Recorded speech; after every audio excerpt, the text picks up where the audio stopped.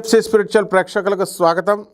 ఓం హ్రీంకారాసనగర్భిత నలసికాం సౌహ క్లీం కళాం బిభ్రతీం సౌవర్ణాంబరధారిణీం వసుధాధౌతాం త్రినేత్రోజ్వలాం వందే పుస్తకపాశమంకుశధరాం స్రగ్భూషితాముజ్వలాం త్వాం గౌరీం త్రిపురాం పరాత్ ప్రకళాం శ్రీచక్రం సంచారిణీం. ఓం శ్రీ బెజవాడ కనకదుర్గాదేవతాయై నమః. ఈ వారం రాశిఫలాలు పరిశీలిద్దాం.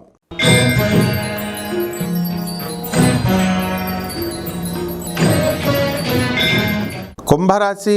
ఈ కుంభరాశి వారికి అందరికీ కూడా జన్మంలో పంచగ్రహ కూటమి ఏర్పడుతుంది. దీని ద్వారా జన్మంలో ఉన్నటువంటి ఈ యొక్క రాహుగ్రహ ప్రభావం వలన అనేకమైనటువంటి ఉద్రేకాలు, ఇవన్నీ కూడా అనుమానాలు, ఇలాంటివన్నీ కూడా కలగడం జరుగుతుంది. అయితే ఈ యొక్క కుంభరాశి వారికి అందరికీ కూడా నూతనంగా ఒక స్త్రీ పరిచయం అవడం అనేటటువంటిది జరుగుతుంది. ఉద్యోగాల విషయంలో పని లేదండి అంటూ బాధపడేటటువంటి వాళ్ళు చాలామంది ఏలినాటి శని ప్రభావం కాబట్టి కుంభరాశి వారికి జరగడం జరుగుతుంది. అలాగే ఈ కుంభరాశి వారు కొత్త ఆస్తులను కొనుగోలు చేయడానికి కూడా అవకాశాలు ఉంటాయి.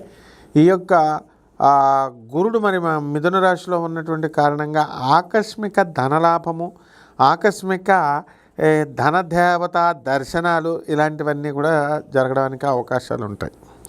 కాబట్టి ఆధ్యాత్మికంగా మైండ్ అంతా కూడా ప్రశాంతత చెందడము, పూజలు పునస్కారాలు ఇవన్నీ కూడా చాలా బ్రహ్మాండంగా చేయడం అనేటటువంటి జరుగుతాయి.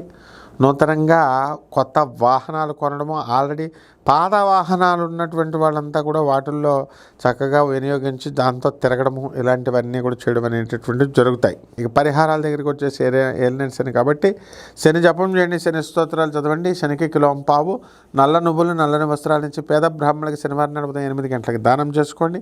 దశమహావిద్యల్లో ఒకటైనటువంటి మహాకాళి అమ్మవారి యొక్క హోమాన్ని మీ ఇళ్లలో జరిపించుకోవడం ద్వారా బ్రహ్మాండంగా కలిసి వస్తుంది. శుభమస్తు.